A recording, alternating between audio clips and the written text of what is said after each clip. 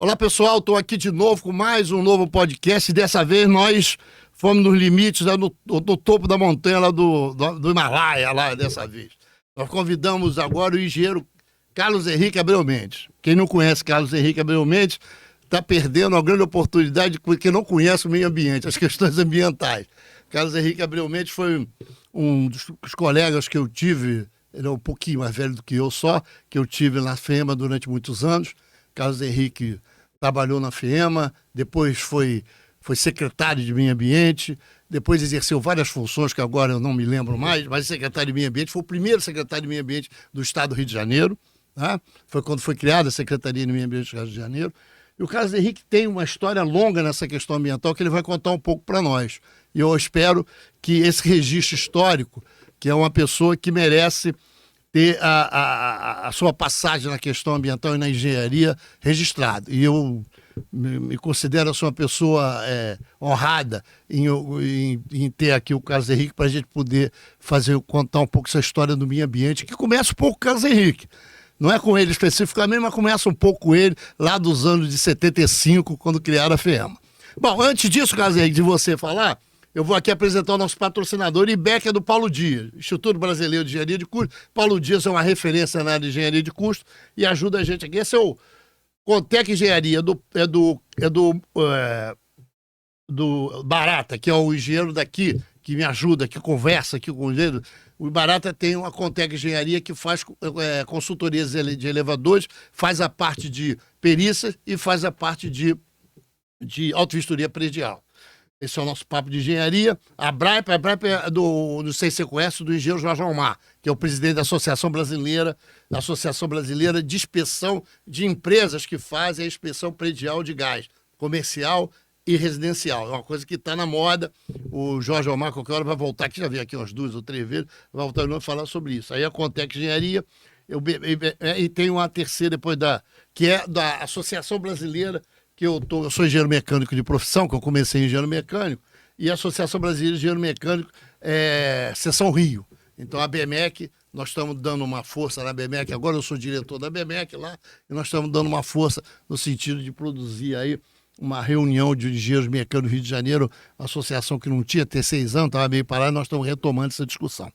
Bom, o Carlos Henrique, você é um cara especial da minha vida, você é uma pessoa, entre você, vários outros, né? Que eu conheci ainda na FEMA em 75, eu tinha 20 e poucos anos e tal. A gente conheceu você na Associação dos Engenheiros, Associação dos Funcionários da FEMA, e você foi um dos mentores intelectuais da produção daquela associação, que deu grandes momentos e tal. Mas, para começar aqui a discussão, a nossa conversa, então é o seguinte, eu queria que você me dissesse como é que você se tornou engenheiro? Em que momento da sua vida, lá do Maranhão, né? Maranhão, lá na cidade do Maranhão, lá que você decidiu ser engenheiro. Como é que foi isso, Carlos Henrique? Bom, muito bom estar aqui com você, muito obrigado. Marco, te encontrar de novo depois de tantos anos. Com saúde, nós dois, que isso é melhor ainda, você né? lembrando 75, nós tínhamos 20 e poucos anos de idade. Mas deixa eu te dizer, nasci em São Luís, né, no Maranhão, fui fazer o antigo científico em São Paulo, e naquela época, praticamente todo jovem tinha 3 opções: ser advogado, médico ou engenheiro. Não tinha nenhuma aptidão para a medicina e nem para o direito. Naturalmente, a formação que eu tive em São Paulo, antes do vestibular, foi muito na direção de formar a área técnica e a engenharia de ciências exatas que pudesse dar... É que você também era um bom aluno de matemática.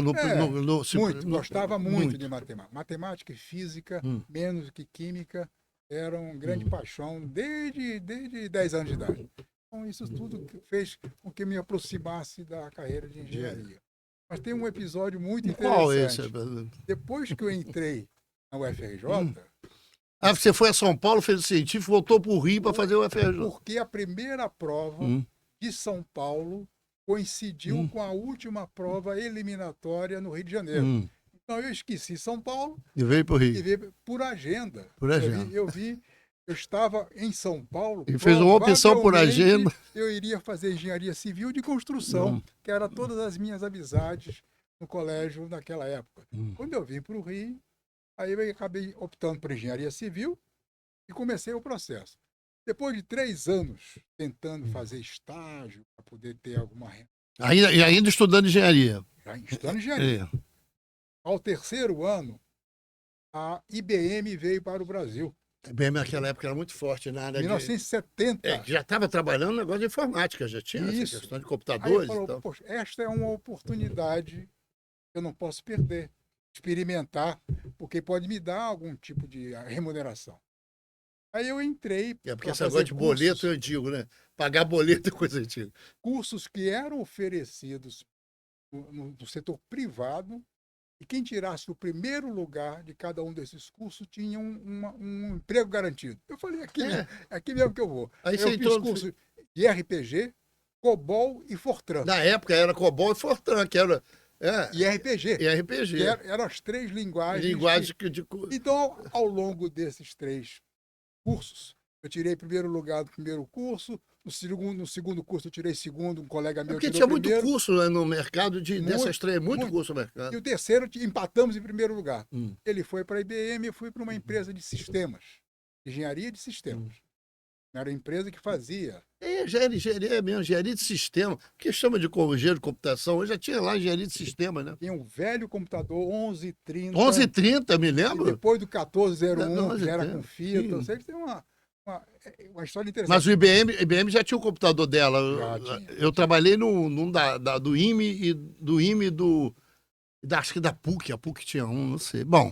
E quando eu me formei em engenharia civil, eu fiz a opção de engenharia hidráulica e sanitária. Porque aí naquela época o último ano era hidráulica sanitária. Era uma especialização dentro da engenharia civil.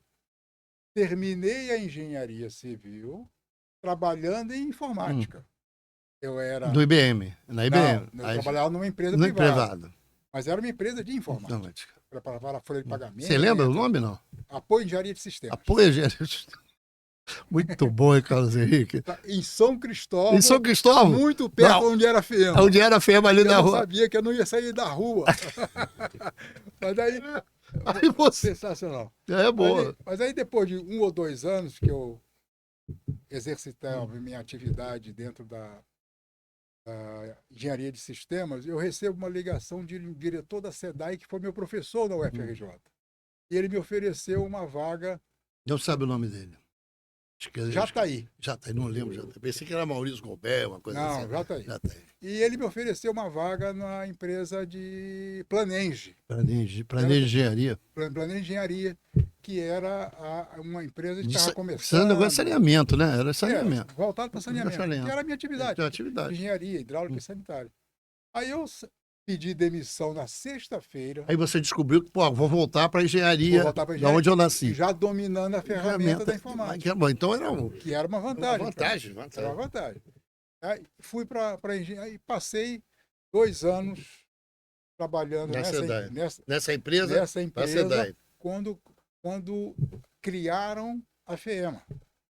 Em 75. Aí já estamos em 70 e poucos, né? 75. Criaram a FEMA. Então você ficou naquele negócio da informação muitos anos lá? Fiquei 2 anos depois de formado. Passei 1 ano e meio praticamente nessa empresa na Planenge. Porque você formou em 68, ficou uns 2 ou 3 em 71, 75, foi trabalhar para a SEDAI, trabalhar para a Planenge. E depois fui para a FEMA. Porque um consultor dessa empresa de engenharia me conheceu nessa empresa e me convidou para ir com ele, trabalhar com ele. Aí você pelo Amarílio Pereira de Souza. Grande professor Amarílio. Nossa, você sabe mestre. Que eu tenho, as referências que eu tenho sobre ele, sobre cálculo de hidráulica da esgoto, de rede de abastecimento, estação de tratamento de água. Ele no campo era uma pessoa fantástica. Eu já ia estimar uma vazão de um rio lá em Angra dos Reis. Ele pegava uma folha, colocava a folha, marcava mais ou menos 5 a 10 metros, a folha saía, ele marcava o tempo que essa folha chegava no outro ponto, mais ou menos media a área onde o rio estava, se era inverno, verão, primavera ou não, e ele mais ou menos estimava qual era o tipo de influência climática. E aí, pela área, pela velocidade de superfície da folha, ele estimava a vazão naquela hora. no campo. Aí chegava no escritório e mais ou menos trabalhava com gráficos e tudo mais. Mas você era muito menino, aí tu foi trabalhar com a Marílio. Foi trabalhar com a Marílio. Dificuldade, com a Marílio também era pesado, né? Era um chefe muito duro, né? Mas era altamente competente, né? Altamente competente. Depois, eu me lembro bem, você vai, se não me engano, você vira um especialista do BNH, que você fazia a parte de... O que é? Pode falar. A FEMA prestava serviços de fiscalização dos financiamentos do BNH para a obra de saneamento. Então, eu, do Rio de Janeiro, coordenava vários escritórios no Brasil inteiro. Começou com Rio e Espírito Santo, depois entrou o Distrito Federal, Brasília, né? Depois passou Mato Grosso, Rondônia, Acre, Roraima, Rondônia. A FEMA ganhava de 25% a 30% do que ela arrecadava de recurso extraordinário era desses serviços prestados ao BNH. Eu acho que você, nessa época, teu chefe era o Ricardo Silveira, que também era o cara do saneamento, que vinha lá do... Ricardo Silveira é engenheiro químico. Ele engenheiro, mas era do saneamento lá do estado do Rio Antigo. Ah, sim, ele veio junto com o Vitor, com o Haroldo, aquela turma. Aquela turma. Me diga uma coisa, você faz esse trabalho, eu acho que durante muito tempo do BNH, né? Você ficou ali, o quê? Uns 4 ou 5 anos fazendo isso, né? Mais ou menos. Então me leva o seguinte, essa questão de 80%, de 80%, 85% do abastecimento d'água do país se refere a esse trabalho que se fazia no BNH, que o BNH financiou praticamente quase essas cidades todas no Brasil, essa questão do abastecimento d'água. Era o antigo Planasa.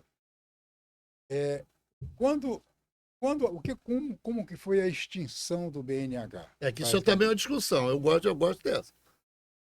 Início dos anos 80, por essa atividade minha, junto a prestar serviço ao BNH, eu fui convidado pela SEDAI, com algumas pessoas da FEM, para fazer um saneamento alternativo na Baixada Fluminense.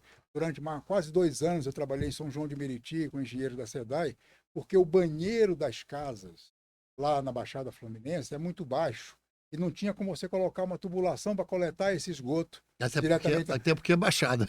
Teria que ter uma bomba para cada banheiro para poder... Elevatóriazinha para poder... Então, a tubulação de coleta de esgoto tinha que ser no fundo das casas, que eram terrenos privados.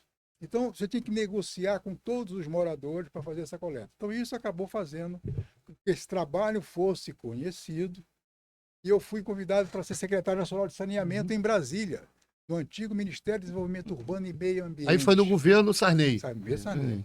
E aí fui para Brasília em 85, 10 anos depois eu estava na FEMA, fui para Brasília em 85.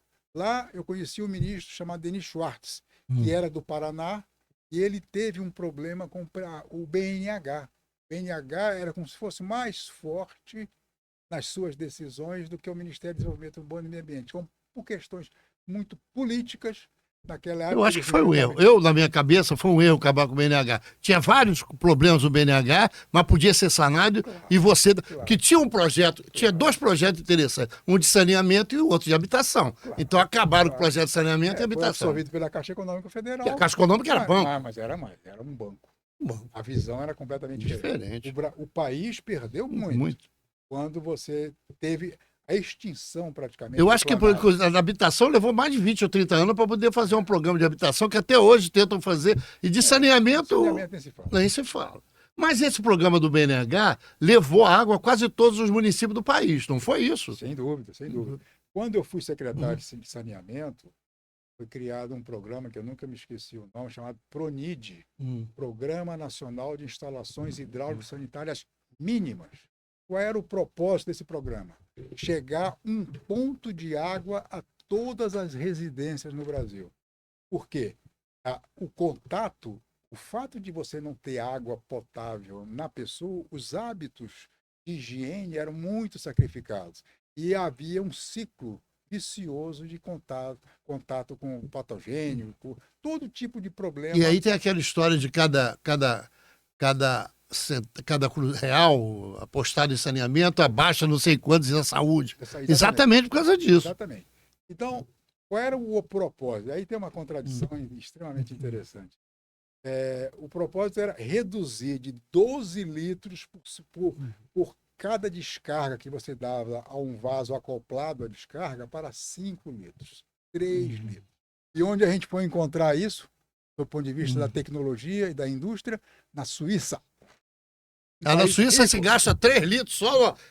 Nossa, hoje gasta 20, 12 ainda. Mas gasta 3 litros. 3 a 5. 3 a 5? E aí, essa tecnologia, o desenho do vaso, a altura do vaso, tudo isso foi discutido com a indústria de São Paulo e muitos vasos foram popularmente construídos a partir dessa época, entre 85 e 87, e muitas pessoas de menor poder aquisitivo tinham acesso a um vaso mais simples, mas que consumia muito menos água. Isso estimulava... Muito boa essa sua observação. Inclusive, essa observação sua, tanto a questão do vaso sanitário quanto a questão do abastecimento d'água, é que as pessoas acham que esse número 85, 90% do abastecimento d'água do país é agora. Claro que não é. Claro. Isso tem um trabalho lá atrás muito forte feito, exatamente por causa dessa questão de saúde pública. Sem dúvida, sem dúvida. Quando eu estava na FEMA ainda, antes de ir para São Paulo, não sei se você lembra, nós fizemos uma amostragem perto de São Gonçalo. 98% das crianças que foram investigadas estavam contaminadas por brincar no fundo do quintal com a terra contaminada com esgoto. Era fossa, normalmente a água era contaminada com a proximidade da fossa, água de poço. Isso levava a criança a brincar. Aquele poço raso que achava que podia abastecer. Isso eu nunca me esqueci. Porque a saúde pública e a questão de saneamento estava muito dentro da FEMA naquela época. A linguagem ambiental, do seu ponto de vista sanitário, era muito voltada para... E agora, a gente vai e volta, não tem problema. A criação da FEMA, o Carlos Henrique, é uma criação altamente competente, que leva um grupo. Eu me lembro, o cara mais velho, que eu acho que eu me lembro naquela época, se não me engano, era o Vitor e o Roberto Mariano, que tinha em torno de 40 e poucos anos, o resto é todo mundo de 30 para baixo. Então era uma efervescente aquela questão de aprender e desenvolver uma coisa que a gente sabia pouco. Eu, por exemplo, não sabia nada, fui aprender lá sobre meio ambiente, não era isso? É verdade. Era uma escola de meio ambiente, né? E tinha um grupo que pensava a comunicação, a divulgação para a questão ambiental não ser vista como poesia, né? É que naquela época era coisa de maluco de viado, né? Que a gente falava naquela época. Eu me lembro perfeitamente, Marcos, você deve se lembrar que havia 3 ícones, porque tinha ainda a grande parte era a área de segurança nacional, como Companhia Siderúrgica Nacional, Refinaria Duque de Caxias, na Baía de Guanabara. Caxias era do Caxias, Volta Redonda, não se mexia lá, por causa de Volta Redonda, Segurança Nacional, Caxias era Segurança Nacional. A FEMA não entrava. Não entrava. Na Siderúrgica Nacional nem na Reduc. Nada. Caxias, quem é que tá na FEMA? Vai esperar aí que nós vamos daqui umas 5 horas, nós vamos aí. Não entrava nada. Mas enfim, são coisas que foram mudando. Foram mudando. Graças à grande competência também da forma de divulgação da questão ambiental pelo Marquinhos Alencar, que era quem comandava toda essa comunicação da FEMA, e foram penetrando nas escolas. E nas escolas foi mudando o processo. Porque uma coisa interessante, eu estava com a minha filha ontem conversando, Carlos Henrique, e falando com ela que tem coisas que não começaram agora. Algumas pessoas entendem que parece que o meio ambiente começou uma discussão hoje, né? Ele não começou. Claro a partir de 92, que não é verdade. Não, em 72, porque eu me lembro que o doutor Fausto, eu lembro do doutor Fausto Guimarães, o doutor Fausto reunia a gente para contar a história, como é que ele foi em 72 em Estocolmo, que já era uma discussão sobre meio ambiente. Você lembra, doutor Fausto? Doutor Fausto era uma discussão. Então, tem coisas que já vem discutindo há muitos anos, claro que foi se aperfeiçoando no tempo e no espaço. Mas você, depois dessas histórias todas que você tem, que eu acho que a questão do BNH é uma questão... Outro dia eu vi a pessoa, aquela menina Raquel Ronick e a outra, Maricato, que tem uma discussão nesse sentido de eu acho que falta um órgão na área de saneamento e meio ambiente. Eu não sei se o Ministério da Cidade ou aquele outro ministério... Você acha que tem uma dificuldade nisso, na área de saneamento? Hoje estão de volta as ideias de concessões. como a SEDAI era estatal, ela parte da distribuição, por quê? Não deu certo, simplesmente essa concessão dos municípios, que continuam sendo quem detém o poder da água, distribuição da água, esgoto e até parte da drenagem, são os municípios, constitucionalmente. Então, elas concedem ao Estado a criação da SEDAI para fazer as grandes captações de água e as grandes distribuições. Só que esse problema do poder público, ele tem um tamanho de viabilidade. Ele ultrapassa esse tamanho da sua viabilidade, ele cria problemas. E esse problema significa custo demais para a oferta de serviço. Então, as concessões estão retornando, mas faltou o que havia na época do BNH, que é um planejamento nacional ou um planejamento regional. Na falta de um planejamento eficiente, equilibrado, quer seja executado pelo município, por empresa privada ou mesmo por parte de uma empresa estatal, não tendo planejamento, você não alcança com facilidade todas as populações. E essa política deveria vir do Ministério da Cidade, combinado com o Ministério do Meio Ambiente, fundos nacionais, que pudesse complementar os investimentos de interesse social. E esse pedaço se perdeu na história. A gente não tem hoje facilidade, porque o Estado detém hoje, pegando o exemplo do Rio de Janeiro, a SEDAI continua com o Guandu, com as grandes produções de água, mas ela privatizou, vendeu as concessões. E essa concessão, ela é muito... Eu levo água até você se você conseguir me pagar. Então, tem um tamanho que é o alcance social do benefício da água, deveria ter um fundo complementar para que esse planejamento pudesse ter razoabilidade das tarifas sociais que precisariam ser cobradas. Desculpa, pode seguir. Quem esteve aqui foi Renato Espírito Santo, não sei se você conhece Renato. Renato, eu acho que privatizar foi um negócio que fazer a concessão, ceder para as empresas, a questão do Rio de Janeiro especificamente, o estado que a gente está e que a gente mora, ele acha que foi uma medida certa. Não, eu sou a favor. É porque ele acha que a SEDAI não conseguiu cumprir as tarefas que ele tinha, porque é isso? É exatamente isso. A SEDAI passou a ter um tamanho que ela não alcançaria mais o que uma empresa privada pode alcançar. Mas tem um balanço do limite, onde você vai, qual é o tipo de saneamento que cada comunidade deveria ter. Peguei esse exemplo da minha experiência em São João de Meriti, em 81, 82, onde as tubulações vão passar no fundo das residências. Como é que uma empresa privada vai fazer isso com facilidade? Não vai fazer. Não. Tem que ser um poder público, tem que ser uma intermediação até do Ministério Público, para poder ter a aceitação de como essa tarifa vai ser feita. Talvez mesmo na empresa privada, que ainda tem dificuldade, tem muito mais flexibilidade de estabelecer custo e benefício, seja mais difícil para ela. Então precisaria ter um planejamento, se não é a SEDAI no estado do Rio de Janeiro, que seja a Secretaria de Estado capaz de fazer isso, vinculado diretamente a uma política pública do Ministério das Cidades. O Carlos Henrique, mas tem uma coisa que você não pode fugir. Por exemplo, a questão da questão de água no Rio de Janeiro tá resolvido. Tem água quase em todo lugar. Mas o esgoto não está. E por que não está? A Baía de Guanabara, quando eu cheguei em 74 no estado, já tinha um projeto de despoluição da Baía de 74. Em 75 cresceu um projeto de despoluição da Baía de Guanabara. Por que até hoje nós não conseguimos estabelecer essa discussão desse cenário de esgoto no Rio de Janeiro?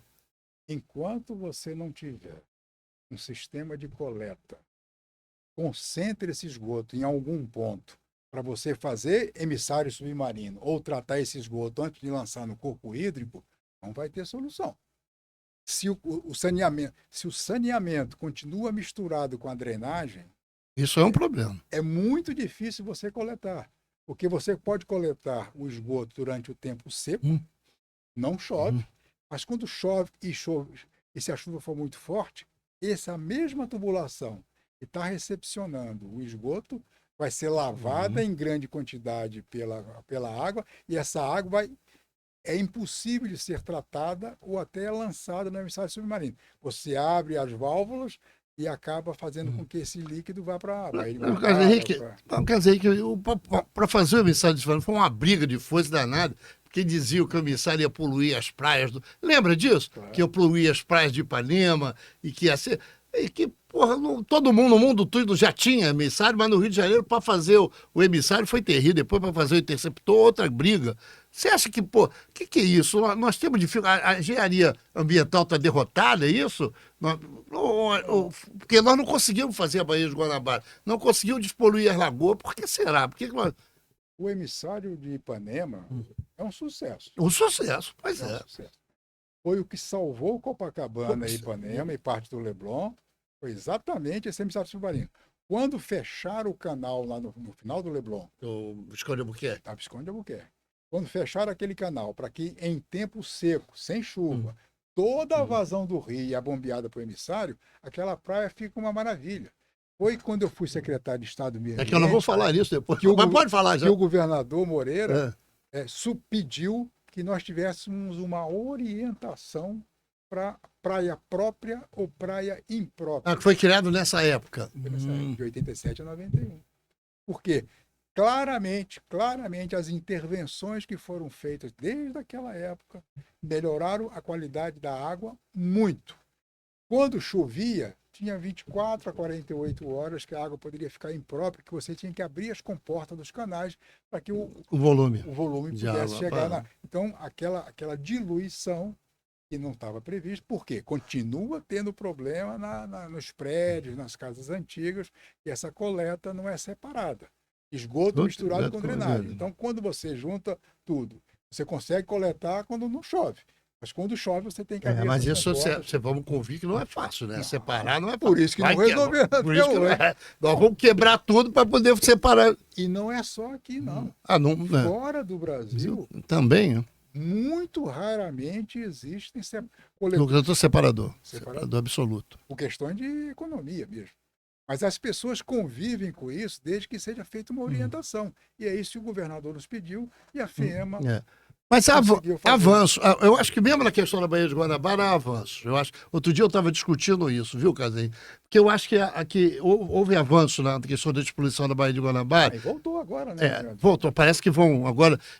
Porque várias empresas no entorno da Baía de Guanabara que existiam faliram, que era as sardinha, a fábrica de sardinha, praticamente faliram e a questão ambiental melhorou muito. Mas eu estou falando, por exemplo, a questão da Lagoa Rodrigues de Freitas, que era um problema naquela época sério, que foi resolvido com o problema de tirar o esgoto basicamente de lá, né? A questão das praias... Dragagem. O dragagem. A dragagem do fundo das lagoas. Da lagoa. É o que está sendo feito agora em Jacarepaguá. Jacarepaguá, exatamente. A dragagem resolve. Resolve, claro. E porque há uma troca com a água da chuva, ou mesmo em lagoas muito próximas do mar, essa troca é feita e oxigena a lagoa. Eu me lembro que também foi a primeira vez que se colocou uma draga em Ipanema para retirar areia, para permitir que o mar entrasse na Lagoa Rodrigo de Freitas, porque esse assoreamento impedia que o mar fosse oxigenar essa água. Então foi colocada uma draga ali, a serra antiga, para poder fazer essa dragagem de tempos em tempos, fazer a limpeza do canal, quando tinha marés de Cisígia, marés mais poderosas, ela conseguia entrar. E essa água limpa e oxigenada. E não morre peixe mais ou menos há alguns anos, né? Alguns anos. E hoje, inclusive, há um trabalho feito lá pela prefeitura, se não me engano, um trabalho de monitoramento diário, por hora, ou por minuto, na questão do oxigênio dissolvido, que tem uma discussão que parece que a prefeitura ainda faz isso. E a Lagoa, por exemplo, esse pessoal novo não sabe, mas quando chovia ou dava um temporal muito forte, morria peixe. Quem morava na Lagoa, que esse pessoal que morava na Lagoa, era um fedor de peixe danado, lembra disso, né? Era o pessoal, os presidentes da FEMA, os presidentes da SEDAI ficavam de cabelo branco. O governador ficava maluco com a reclamação, né? Aquilo é... Mas eu acho que agora estão fazendo na Lagoa, lá na Barra. Você acha que vai haver melhoras nisso? Eu acho que a probabilidade de dar certo é alta. É alta. Porque o domínio que você tem de laboratórios, o apoio científico hoje, que não tinha muito naquela época, a rapidez com que você vai monitorando e fazendo as dragagens onde há necessidade de você retirar aquele lodo, a chance de, em alguns anos, haver uma reoxigenação daquele sistema é muito grande. Então, eu acredito, tomara que dê certo, mas é um caminho correto. Correto. Evitar que haja carga orgânica chegando nova e retirar as antigas. Mas tem um problema, eu queria entrar nessa questão de você ter sido secretário de Meio Ambiente, foi o primeiro secretário de Meio Ambiente do Estado do Rio de Janeiro, mas sobre essa questão, tem uma questão das comunidades. Isso é um problema, né, cara? Já tinha naquela época, continua sendo, esse negócio dos esgotos, das comunidades, das favelas, que não consegue ser coletado. Eu acho que isso continua. Tem umas...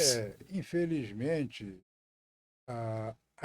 eu cheguei a dar aula como engenheiro da FEMA de noite, na Rocinha, sem nenhum receio de encontrar... Importunado. Isso é importunado. Hoje você não entra eu já nessas tenho comunidades, porque a questão de território, ela está precisando de uma outra abordagem. Foi deixado muito tempo se instalar um tipo de ambiente que desfavorece a intervenção pública na área de saneamento. Perfeito. E isso cria... Você pode até fazer, excepcionalmente, com apoio da polícia, a instalação. Você não faz a manutenção. E se você não faz a manutenção... Está tão conflagrado que você não faz a manutenção, volta... Desculpa eu te cortar. Eu assisti a palestra do arquiteto Toledo, que fez o plano diretor da Rocinha em 2010, se não me engano. Assisti uma palestra dele. E outro dia, eu conversando na CR no almoço, estava conversando com o Márcio Parleme. Você lembra de Márcio Parleme? E Márcio dizia assim, olha, no governo Brizola, eu queria fazer uns arruamentos na Rocinha para poder implantar a rede de esgoto e a rede de água. Fiz o projeto, levei, os caras ficaram maravilhados comigo e tal, mas no final não saiu porra nenhuma e nós não conseguimos fazer. E a Rocinha cresceu e hoje para fazer vai ser um problema. Entendeu? Você vê que tanto do ponto de vista da arquitetura quanto do problema da engenharia está se tornando insolúvel, uma coisa que não tem solução. Serviço público, gás, luz, eletricidade, água, esgoto, coleta de lixo, é um problema. Entrar nas comunidades pela manutenção. Não pode ir lá a cada 3 meses ou a cada 6 meses. Você tem que ir lá com uma regularidade. E você não pode pedir permissão para fazer uma manutenção. Esse problema, infelizmente, não se trata apenas de que falta criatividade para a engenharia. Tem soluções perfeitamente possíveis. Claro.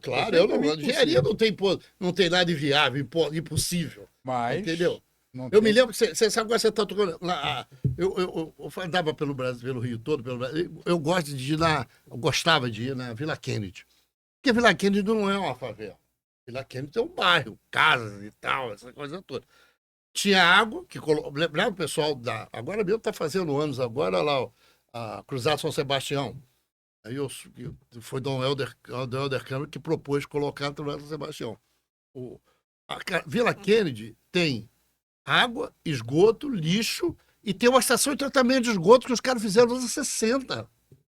Nos anos 60. Aí eu estava conversando com o Eusébio, que era o cara que trabalhava na Serra. Como é que vocês em 60 sabiam que as pessoas que estavam numa favela e que montaram um bairro tinha que ter o tratamento de esgoto? Era porque tinha engenharia na parada. Você não ia pegar a pessoa que não tinha esgoto, não tinha água, botar no lugar. Você tem que colocar. Mas o caso, Henrique, aí você vai ser secretário de Meio Ambiente. Como é que é essa história? Que você vira secretário de Meio Ambiente? Porque você já tinha ido para Brasília. Estava em Brasília. Voltou. Talvez uma das razões, eu tive uma experiência de criar a primeira Secretaria de Saneamento também nacional. Nacional? Lá no antigo MDU, Ministério do Desenvolvimento Urbano e Meio Ambiente. Essa possibilidade de criar um primeiro órgão de secretaria pode ter motivado o Moreira, ao ver a minha passagem pela associação da FEMA, história de meio ambiente. A questão do BNH. Tinha um projeto chamado Projeto Logos, que foi concebido pelo Amarílio, que era um projeto regional e que foram feitas várias identificações de vulnerabilidade para a estação do Guandu, poluições próximas demais, que precisava ter uma atenção especial de fiscalização da FEMA. Acho que o conjunto dessa minha passagem São João de Meriti, Projeto Logos Regional, Proteção do Guandu, passagem pela Associação da FEMA, primeira Secretaria Nacional. Aí o Moreira disse, se você não quer voltar para o Rio de Janeiro, montar uma Secretaria de Meio Ambiente aqui, eu falei, eu aceito. Vim e montei a Secretaria. Haroldo, que era o presidente, Haroldo também me conhecia, ele foi o primeiro presidente da FEMA, foi quem me contratou em 75, ele foi secretário de Obras, à frente da SEDAI, principalmente secretário de Obras e Urbanismo. Aí fizemos uma dupla, Meio Ambiente e Secretaria de Obras, que era uma única secretaria, Obras e Meio Ambiente. Haroldo foi para Obras e eu fui para Meio Ambiente. E como é que foi essa performance lá? Você gostou? Achou que foi legal? Como primeira, como uma coisa nova? Porque, na verdade, nunca se tinha uma secretaria exclusivamente para meio ambiente.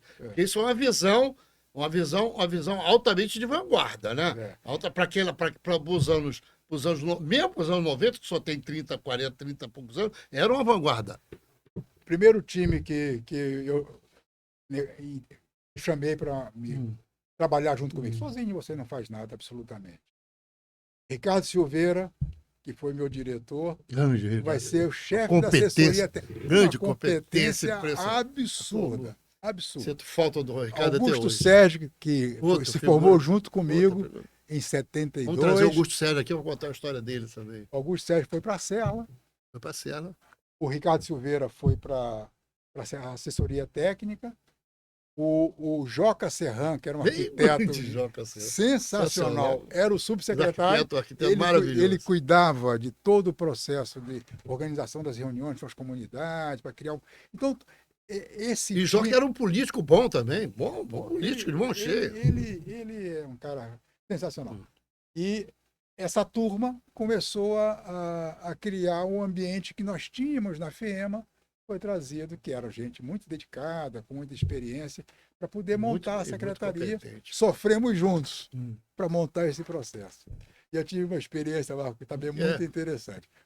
Os primeiros 100 dias de governo Moreira. Rapaz, é mesmo. O Moreira tinha dito 100 dias. Eu inventei que iríamos com a imprensa visitar os manguezais da Baía de Guanabara, os grandes pontos, Reduque, refinaria, praia de Sepetiba, e dizer, nos primeiros 100 dias vocês vão ver os problemas que nós temos. Ao final do governo, vocês poderão me cobrar o resultado disso. Isso é perigoso, muito perigoso. Ninguém faz mais essa proposta hoje. No final, eu vou fazer um programa de trabalho aqui. Jamais. Nós pegávamos com a imprensa, com a televisão, naquela época, em 87, um barquinho de corpo de bombeiros. Para poder ir naquele tuk-tuk para a Baía de Guanabara durante 2 horas para chegar nos manguezais maravilhosos. Mas tem pressão em cima de... Teve depois um acidente de poluição do ar, muitos anos depois. Mas, enfim, jamais me esqueci, que jamais eu deveria ter feito isso. Proposta. Quando no final do... Mas, de qualquer maneira, a sua passagem na secretaria não foi ruim, foi boa, foi exitosa. Eu me lembro que você... Inclusive, você não quis ser candidato a deputado, né? Você se recusou por quê, hein, Henrique? Você não quis ser candidato? Eu conversei com os meus amigos, que já tinham experiência política, tinham se candidatado, não necessariamente para vereador, deputado ou senador, mas tinham se candidatado no processo eletivo.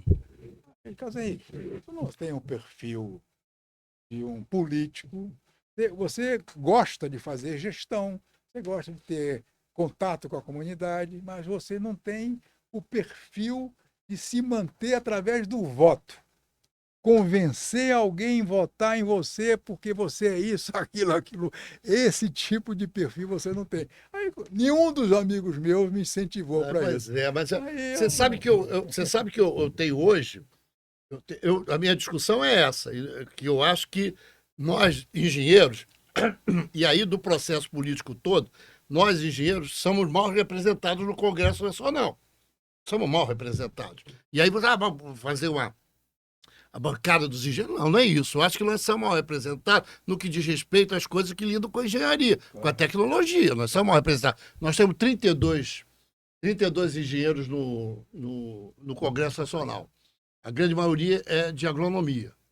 E um deles é eleito por causa da engenharia, por causa de um processo envolvido na engenharia. Uma dele. Agora saiu uma lei que é do Crivella, de 2013, quando o Crivella era senador, que é sobre auto-vistoria predial obrigatória no país todo. Tá para ser votado no Senado para ser. Não, está para ser homologado pelo governo. Não, está em uma fase final. E eu estou para trazer o Crivella até para discutir aqui no podcast sobre isso. A gente não tem representação no Congresso Nacional. Você acha que eu estou equivocado? Não. Estou equivocado? Não. A engenharia, ela não trata por si só, a formação profissional, alguém com facilidade de transformar a sua atividade profissional numa outra carreira política e voltada para depender de voto. Quer seja para vereador, quer seja para deputado estadual, deputado federal. Não é mais difícil. Mas a gente se afastou em demasia da política. Isso fez com que a gente não tivesse as representações de colegas que podem ter esse talento. Exatamente. Para poder nos representar. Você não tinha, mas há gente que possa ter. E você vê o seguinte, isso tem um preço. O preço é que nós não temos em políticas hoje incentivo à engenharia brasileira com clareza. O Brasil forma de 90 a 95 mil engenheiros por ano. É verdade. A China, já mais de 3 milhões. Os Estados Unidos, talvez 200, 300 mil por ano. A Rússia, 400 mil por ano. Ou seja, nós estamos muito distantes da tecnologia, da inteligência artificial, do incentivo à engenharia. Como nós temos uma excelência na Embrapa, domínio do solo, a engenharia agronômica foi mais, cresceu mais a representação. E como tem um poder político muito voltado e bem representado no Congresso, é mais fácil acolher quem domine tecnicamente. Porque se você abre mão da discussão política, mesmo a discussão política partidária, da discussão da eleição, o Tiririca é eleito, cara. Claro. O Tiririca é eleito. Você acha que aquele espaço lá fica para quem? Eu não quero, e aí vai ficar vazio. Vai pra porra nenhuma. Você vai ter alguém que vai ocupar aquele espaço. Eu vivo discutindo isso aqui, que poderia ter um incentivo em algum momento, incentivar que que engenheiros, arquitetos e técnicos ocupem a Câmara dos Vereadores, representa a Câmara dos Vereadores no deputado estadual, deputado federal e até senadores. Mas essa verdade de que o engenheiro não serve para política é uma verdade que é... Não é que não sirva. Ele tem um perfil de mais dificuldade de ter esse talento treinado para ganhar voto. É diferente. Porque quando, por exemplo, fui secretário de Estado, eu tive na mídia e trabalhando com a comunidade com uma intensidade muito grande. Tanto que muita gente esperava que eu fosse ser candidato. Eu esperava também. Mas o meu perfil, não era, o meu talento não estava em buscar votos. Meu talento estava para exercitar. Você foi mal orientado naquela época, que não era possível, porque, na verdade, o cara que desenvolve tantas atividades como você, tinha que ser um representante em algum momento da política da engenharia, em algum lugar. Você tem que ter colocado você, Haroldo e Augusto Sérgio. E outro dia eu vi o Augusto Sérgio, tem Augusto Sérgio e o Sérgio Augusto. Outro dia eu fui numa palestra do Renato, no seminário de saneamento, o Sérgio Augusto estava lá. Então, estava lá o Benito. Eu acho que essas histórias todas de gente que participou dessa discussão política toda precisa estar representado em algum lugar. Não sei. Como Raimundo de Oliveira. Raimundo de Oliveira, né, que foi o cara também, um papa dessas discussões políticas todas. Mas aí que você aí depois, eu me lembro que depois que você saiu da secretaria, o que você fez? Você foi para onde? Você desapareceu, voltou? Você foi embora do Rio de Janeiro, não é isso? Eu fiquei trabalhando com Délio Leal. Foi com o Délio lá no gabinete da prefeitura do gabinete. Ele era deputado. Lá de Paracambi. Tanto que depois, no governo do Marcelo Alencar, o Délio foi chamado para ser secretário de Estado de Meio Ambiente, ele me chamou para ser subsecretário. E eu fiquei durante os últimos 2 anos, que era o embaixador que era secretário de Estado de não Meio lembro Ambiente, o nome Flávio dele. Perry. Falecido já. Já? Acho que não? É vivo? Flávio Perry? Não sei. Mas ele teve problemas políticos na administração, que era colegiada, era um grupo grande, e o Délio foi para lá. Eu fui ser subsecretário, né, no final do governo do Marcelo. Depois que eu saí da subsecretaria, eu fui ser superintendente do IBAMA, aqui no Rio. Ah, você já foi superintendente do Uma IBAMA. coisa interessante, eu de 85, de 87 a 91, 4 anos, eu fiquei na Secretaria de Meio Ambiente do Estado, e de 99 a 2003, eu fui superintendente do IBAMA. Depois que eu me aposentei em 2003 do Função Pública, eu sou muito mais lembrado no IBAMA do que na Secretaria de Meio Ambiente do É Estado. engraçado. E aí Interessante me isso. coloca assim, o Carlos Henrique, me diga uma coisa que eu comento muito, eu vivo discutindo isso. A FEMA era uma escola, foi uma escola, era uma escola para engenharia ambiental. Formou grandes quadros, grandes quadros, grandes quadros. Com profissionais de alta qualidade, tanto intelectual quanto de moral e de decência. Os caras muito bons, muito bons. Eu sei que eu passei lá durante muitos anos. Agora, Carlos Henrique, o que você acha dessa criação do INEA? Essa criação desse órgão. Primeiro que ele acabou com a FEMA, porque eu não sei porquê. Depois ele criou o INEA, um órgão.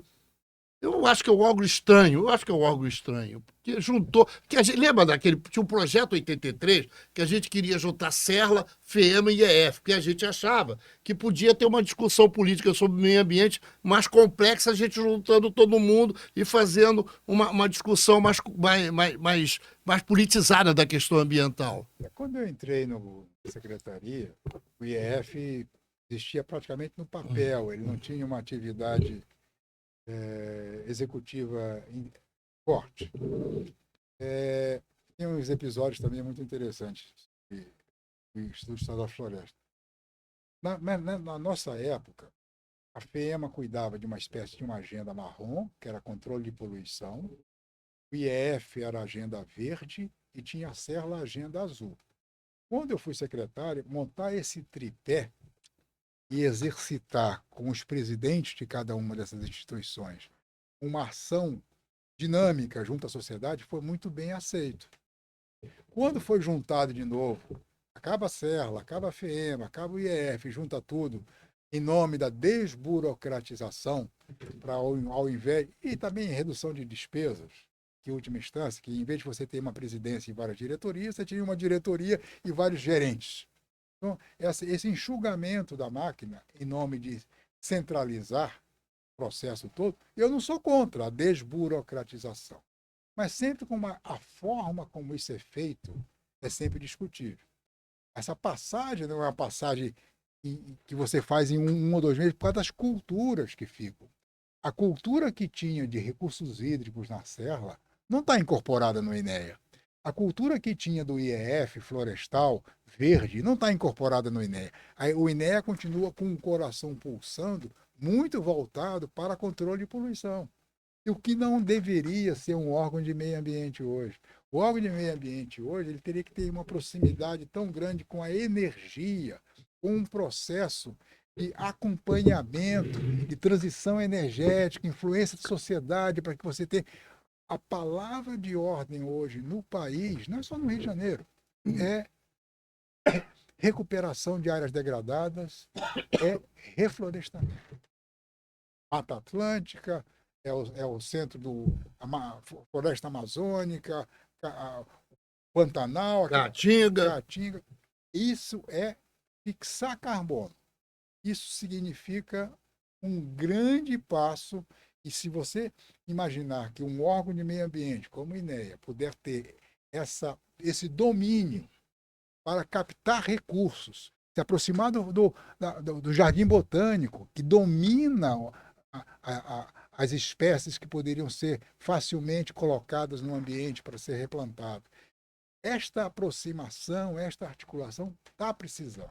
Quer seja do antigo IEF, hoje incorporado ao INEA, quer seja do próprio INEA ou da Secretaria de Meio Ambiente do Estado. Mas essa articulação do Estado com o poder público, como o Jardim Botânico ter um domínio capaz de oferecer à sociedade, a um bom projeto, a ciência das espécies mais adequadas para você fazer um replantio fácil de ser mantido na Mata Atlântica, que não pode ser perdido. Em hipótese nenhuma. Eu também acho que o INEA não foi uma solução boa. Eu não acho. Eu acho que deu... Inclusive porque o INEA faz coisas que a gente jamais admitiria naquele nosso projeto de FEMA, IEF e CERLA, que é o constrói casa aí, que faz dragagem, que faz retificação, não sei, um negócio assim. Me pareceu uma coisa que tem aquela coisa do recursos hídricos, que não ficou claro, aquela bacias, que eu acho que é interessante, aquela discussão sobre bacia. Eu acho que ficou uma coisa pesada de ser administrado quando a gente pensava que era uma coisa mais simples, né? Você não acha, não? O sofrimento que o INEA tem hoje de se afirmar como instituição, de ter dinâmica própria, e estar com o termômetro adequado para interferir em todas essas atividades que o país precisa, que o Estado do Rio de Janeiro precisa, quer seja na área de saneamento alternativo, quer seja na área de reflorestamento, quer seja no controle de poluição na Baía de Guanabara, por exemplo, ou das lagoas, é o mesmo sofrimento quando o IBAMA foi criado. O IBAMA foi criado de várias culturas. Era a antiga SEMA, que era a Secretaria Especial de Meio Ambiente, que era de planejamento. De floresta, que era... BDF. BDF. Tinha um de borracha, Sudévia, da Amazônia. E tinha a Sudesp, que era de pesca. Então, quando juntou o IBAMA, demorou anos para poder constituir. Constituir uma cultura própria. Você não perder essa cultura de cada instituição no poder público. Porque ao não ter o profissional adequado para você ter um treinamento, você não tem um bom planejamento, você não tem uma boa estratégia para continuar com esses processos. Mas eu acho que tem uma coisa seguinte, o reconhecimento também do profissional que tinha a FEMA, o INEA não conseguiu vestir essa camisa ou incorporar isso. Lembra que as pessoas vinham do Brasil todo tendo a FEMA como referência. Como a CETESB em São Paulo. Com a CETESB, São Paulo. Eram as duas. Eram as duas, que tinha essa referência. Eu acho que o INEA dá uma patinada forte hoje. Agora me diga uma coisa. Você está acompanhando a COP30, não? Você está acompanhando? Eu acho que tem umas coisas assim, dessa coisa de transição energética. Eu queria saber a sua opinião. Eu acho que o Brasil, por exemplo, eu acho que você contribuiu para isso, todo mundo contribuiu para isso, nós temos a melhor matriz do mundo energética. A melhor matriz do mundo. Né?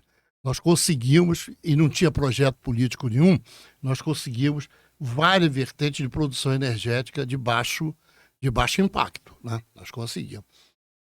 Você não acha, às vezes, que o Brasil tem uma discussão muito ativista nessa discussão, que nós já discutimos no passado? Nós criamos várias de produção energética na área de eólica, na área de solar, na área de álcool. Você não acha isso? Só para dar alguns números que você já deve saber, mas que é melhor para eu aprender. Quem nos ouvir também saber. A matriz energética brasileira ela tem 53%, 54% de energia dependente de petróleo, gás, carvão e 47% de renováveis. Energética. Mas a matriz elétrica nossa é quase 90% de renovável.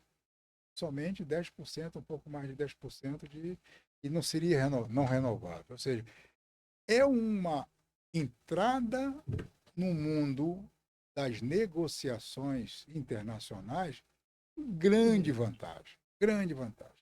Até a discussão, vai explorar ou não vai explorar a Foz do Amazonas, a Petrobras acabou de descobrir petróleo aqui também, na Bacia de Campos. Aí fica discutindo, mas o problema não é tão simples assim.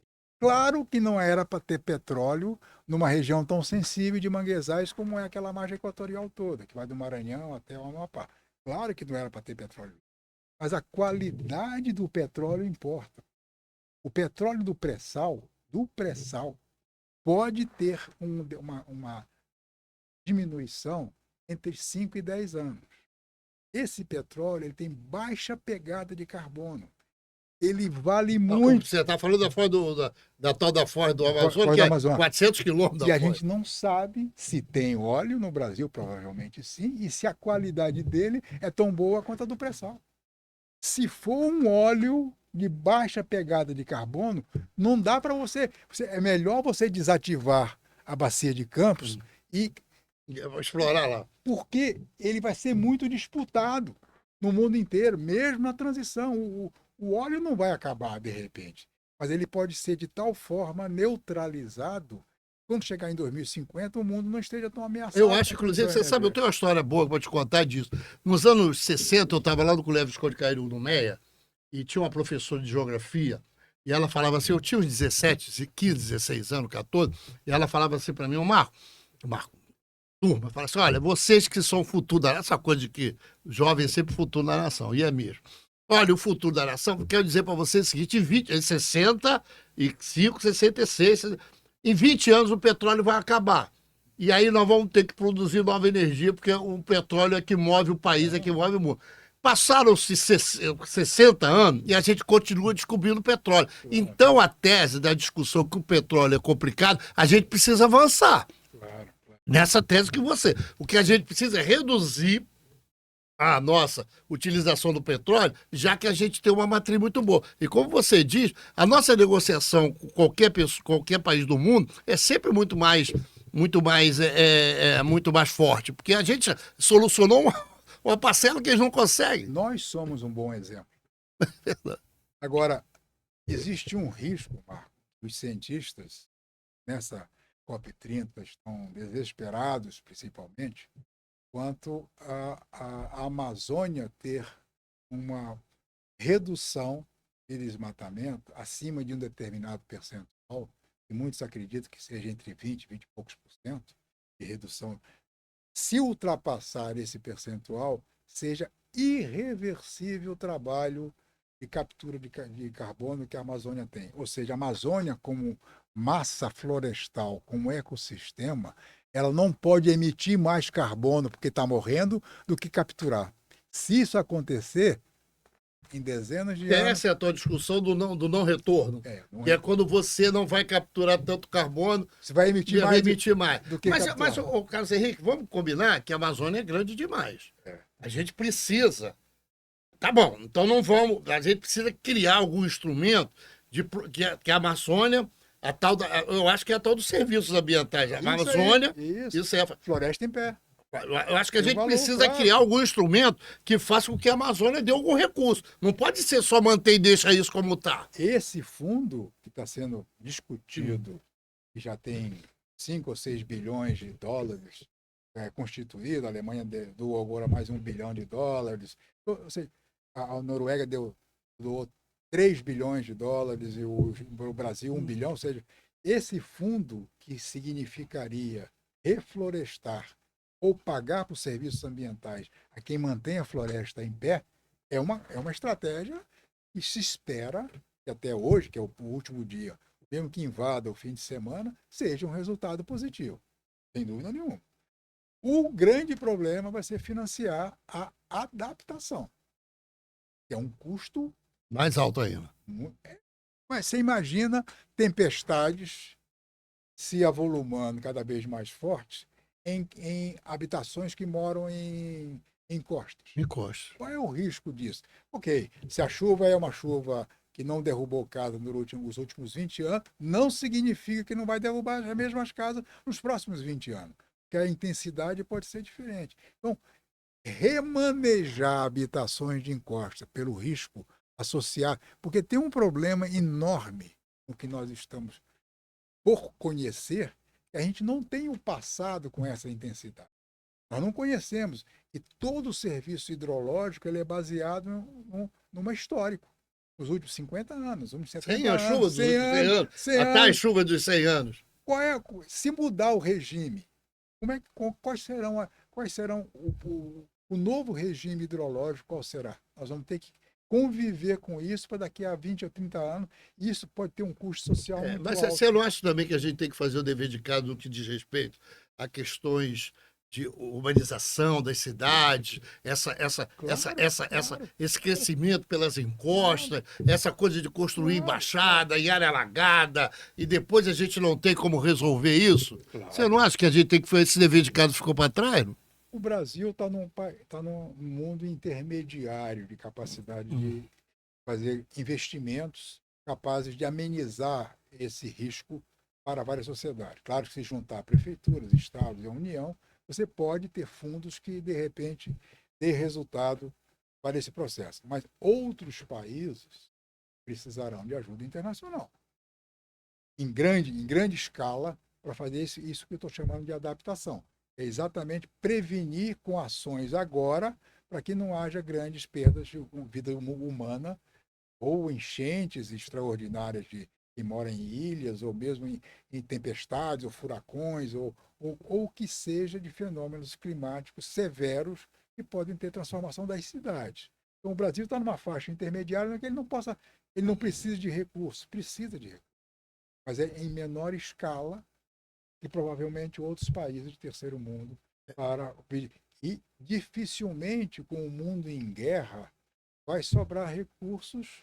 Porque o pessoal da Europa falou, nós estamos agora retomando a questão bélica aqui nos países, não vai dar tempo agora de apostar na questão ambiental. Mas, quer dizer, isso é uma verdade, não tem como a gente fugir disso.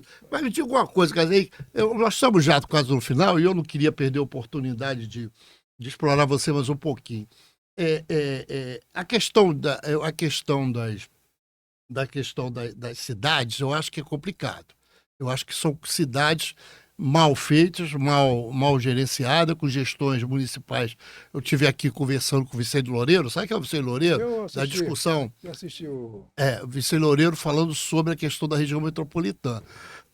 E você teve um governo, que foi o governo Moreira, que criou, não foi o Moreira que criou a região metropolitana, esqueci o nome agora, Frondem, não foi? Não, foi antes. Foi antes. O que você acha dessa região metropolitana? Você acha que é inevitável uma discussão sobre a região metropolitana? Como não existe o Rio de Janeiro sozinho, são 22 municípios.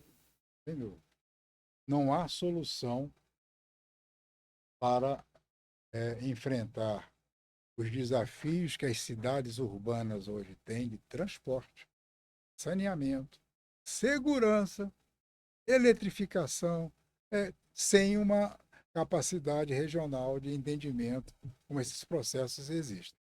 Só que, politicamente, nós estamos vivendo um período de muito enfrentamento, pouca conciliação, pouca percepção de determinados projetos. São projetos que deveriam ultrapassar governos. O fato disso não ser visto com simplicidade tem que ter alguém que ultrapasse as eleições e que possa olhar para a região com projetos que foram concebidos há 5 anos atrás ou estão em discussão para serem implementados nos próximos 10 ou 15 anos, com uma visão regional. O Vicente Loureiro tem uma visão muito clara sobre a necessidade da de ter uma região, uma organização, antiga Fundrem, e ter uma organização capaz de trazer os prefeitos para uma discussão que ultrapasse o seu próprio governo. Se não conseguirmos montar isso de uma forma executiva, operacional, vai dificultar gastos, muitas coisas vão ser refeitas porque não foram feitas de uma forma adequada, protegendo a tua vizinhança, não somente o teu território. E a tendência de cada municipalidade é olhar para o bem-estar do seu território. E o do vizinho, nem tanto, porque os recursos que você dispõe são arrecadados no seu território. Então, precisa ter uma organização que tenha um olhar mais amplo e esses recursos poderem ser colocados em projetos que independam se é um prefeito A, B ou C que vai se beneficiar, se é a população A, B ou C que vai se beneficiar, mas a região estará protegida para um processo. Mas agora a gente pode conversar um pouquinho o que a gente acha sobre política. Por exemplo, vai ter eleições agora em 2026, a questão, não fala a questão nacional, que a questão nacional é uma coisa complexa, mas na questão aqui do nosso estado, que a gente vive, eu sou carioca, apesar de ser maranhense, mas você é mais carioca que maranhense, porque você já está aqui no Rio há muitos anos. Você acha que essa visão política que tem no Rio de Janeiro, engasguei, ajuda o Rio de Janeiro? Nós estamos equivocados nessa política. Qual política você diz? Deu uma engasgada aqui. Essa política estadual, que tem uma dificuldade de planejamento, de organização. Será que essa questão essa questão de segurança pública que vai prevalecer na questão da eleição? Você acha que é isso? Quando tem outras questões que são também altamente importantes? Como você disse, se a gente conseguir fazer as coisas básicas de saneamento, habitação e tal, a questão da segurança vai vir junto, você não acha? Ou você acha que não? Vai ser de segurança? Eu acho que a questão de segurança não é só o que você oferece de ferramenta para proteger o indivíduo. É também a percepção do indivíduo em relação a onde ele mora, como é que ele se transporta, onde ele trabalha, como é que ele vai e volta para casa. Essa percepção vai ter um componente pesado na eleição. Não tenha dúvida, não tenha dúvida. Mas tem uma outra coisa que está sendo discutida, se vale a pena você fazer o enfrentamento primeiro e depois buscar saídas para ter o território, porque tem uma coisa que eu não consigo deixar de pensar, que é a cooptação do jovem para um lado ou para o outro lado. Se o poder público não tiver ferramentas tão inteligentes e poderosas para atrair o jovem que está sendo atraído para a bandidagem. Se você não tiver ferramenta de esporte, de educação, de cultura, de perspectiva de emprego para esse jovem, ele vai ser cooptado pelo local, porque é visto como sendo uma aventura, e de repente acesso fácil muito cedo a um dinheiro. Então, tudo isso, se você não tiver essa discussão, eu não estou vendo na mídia hoje. A discussão que eu estou vendo na mídia... É de segurança pura. É se você faz enfrentamento ou não. Eu estava discutindo com a minha filha ontem. Se matar 120, eu falei, ó, se matar 120 todo dia, no final do ano vão dar 48 mil. Certamente, se a gente for ver, os 48 mil já foram repostos, não vai. Isso vai... Na Ucrânia não matou 48 mil, acho que em Gaza não chegou a matar 48 mil, e nós estamos aqui numa política pública de matança. Não sei se é isso. Se não tiver um planejamento... Claro. E a aptidão que nos diz para o brasileiro, mais fácil e talvez mais barato para atrair esse jovem é esporte. Esporte diversificado. Não é só futebol, não. Claro, esporte. Esporte. Vôlei, basquete, tênis, handebol, essas coisas todas atrai. Atividade física, se esse jovem puder fazer parte de uma comunidade em que ele possa crescer com um profissional até do esporte, com seu talento, ele pode... Você sabe que eu adoro quando a Anitta diz que é de Honório, a Isa diz que é de Olaria, porque eu acho que isso serve como um exemplo nacional. Isso serve... Tem gente que pode dar certo a partir da sua comunidade com dificuldade, mas pode dar certo. A música também. Música, porra.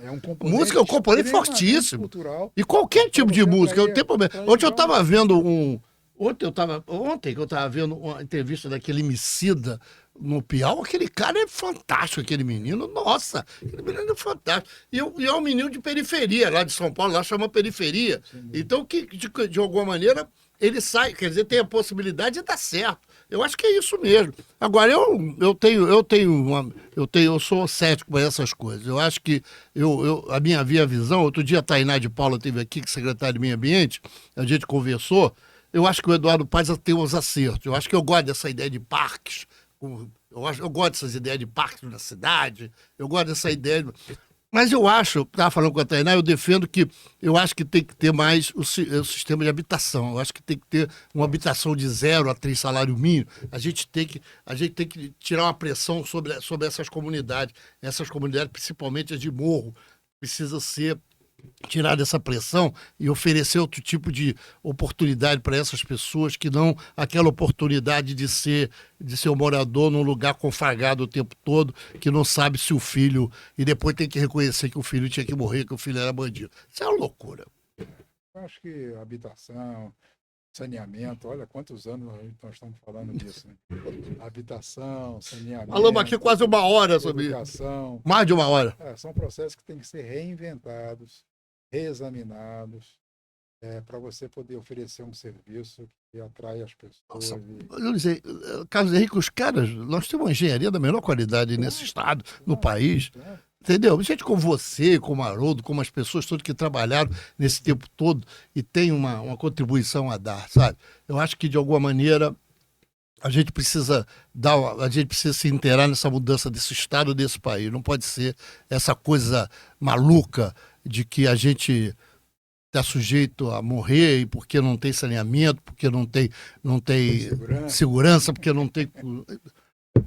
Carlos Henrique, meu amigo, engenheiro Carlos Henrique, prazer imenso em tê-lo aqui. Já estamos aqui 1h05, dá para ficar umas 2 ou 3 horas aqui discutindo isso, mas já estamos com 1h05 aqui. Eu queria agradecer a você, não sabe, agradecer a você, do fundo do coração, uma pessoa que eu liguei há muitos anos, nós nos vemos, já estava para lá acho que uns 10 ou 15 anos, ou 20 anos, eu liguei para você, descobri seu telefone, nem me lembro com quem, eu não tinha.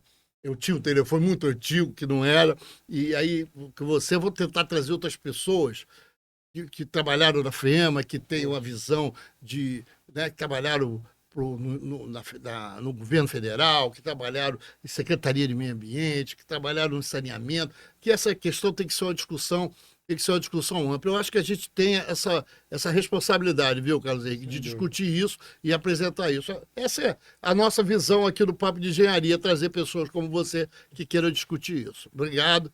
Pode se despedir, por favor. Obrigado. Hoje eu sou professor do curso de Master Business de Energia da PUC. Da PUC? Ah, boa! Estou aposentado, né? Então, lá com Eloy Fernandes e Fernandes, que foi da ANP, Agência Nacional do Petróleo, ele é da área do Instituto. Ele foi secretário de Estado, não foi secretário de Estado do governo Brizola?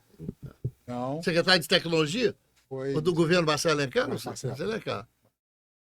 E ele é do Instituto de Energia, um dos diretores daqui. Ele me chamou, trabalhamos junto quando eu era do IBAMA, ele da ANP, ele me ajudou muito naquela época, e acabou que esse curso é um curso muito interessante. Eu faço a parte nacional de matriz energética, matriz elétrica, licenciamento ambiental, da minha experiência antiga da EMA, e depois que eu trabalhei no IBP, Instituto Brasileiro de Petróleo e Gás, depois de aposentado durante muitos anos. E a Isabela Teixeira, que trabalhou comigo quando eu fui... Secretária de Estado, foi ministra? Não, ela foi ministra. Foi ministra, Quando eu fui subsecretário, eu trabalhava com ela. Ela coordenava a parte internacional. Daí ela foi para Brasília, cresceu numa velocidade espantosa lá no Brasília, pelo seu talento. Muito competente. E ela faz a parte internacional das negociações da COP e tudo mais. Ela está lá no Pará. Não, ela está no mundo. Ela está no Japão um dia, está na China no outro, nos Estados Unidos, está na Austrália. Rapaz, eu quero te perguntar, antes de terminar aqui, rapaz, antes de terminar, que já está terminando o horário, nós vamos terminar. Só que é o seguinte, você é a favor da COP 30 ter sido no Pará? Eu sei que você é. No Pará, eu acho que é, não é? Porque está dentro da floresta, não foi isso? A ideia não foi boa? A ideia é boa. O custo de adaptação para a infraestrutura é um risco. Vocês correram o risco, correm o risco muito grande. Não só de hotéis, que teve aquela disputa enorme para como você hospedar, mas da infraestrutura, da movimentação. Mas conhecer a Amazônia tem um lado que é muito superior a essa preocupação de engenheiro com a infraestrutura, com uma planejamento. Mas, sob o ponto de vista de despertar o mundo para a importância de ecossistemas como o da Amazônia, sem dúvida nenhuma, Belém é uma candidatura correta. Teve aquele pequeno incêndio ontem, mas é episódio, mas claro que a oposição vai transformar isso como sendo... Eu não avisei. Essa pilha não, né? Mas, sob o ponto de vista da discussão em si, macro discussão... Eu acho que foi bem escolhido. Independentemente de ter um problema de planejamento de infraestrutura, nós, engenheiros, diríamos, não, tem que levar uns 5 anos para planejar, uns 25 para poder a gente fazer o saneamento todo de Belém, fazer todos os hotéis de Belém. Pô, não dá, isso não é política, é feita, tem uma dinâmica diferente, né? Política tem uma dinâmica diferente. Pronto, caso aí, queria terminar aqui, queria te agradecer. Mas eu queria fazer uma pergunta. O que você está achando lá no teu curso? O pessoal está interessado? Participa? Porque lá você trabalha muito mais com o pessoal já formado, né? Depois da pandemia, da Covid, o curso passou a ser por teleconferência. Teleconferência. Então você tem, ao mesmo tempo, alguém de Manaus, alguém de Belém, alguém de São Luís, alguém do Rio de Janeiro, alguém de São Paulo, e você dá aula para 20, 30 alunos do Brasil inteiro. Então você tem uma heterogeneidade que é muito bom para discutir energia. Energia no seu ponto de vista ambiental, que é a minha prática, mas é muito interessante. Sem dúvida nenhuma. Um abraço, que a gente já te convidei, já me despedi de você umas 10 vezes, não vou fazer mais pergunta, entendeu? Um abraço, desculpe alguma coisa que eu tenha feito aqui, alguma coisa mais pesada, mas é necessário a gente estabelecer. Obrigado por você vir aqui, obrigado por você discutir essa questão da engenharia, que eu acho que você é uma daquelas pessoas que merece ser apresentada como um dos mentores intelectuais da engenharia ambiental no estado do Rio de Janeiro. Um abraço. Obrigado. Valeu, Caseiro. Obrigado, hein?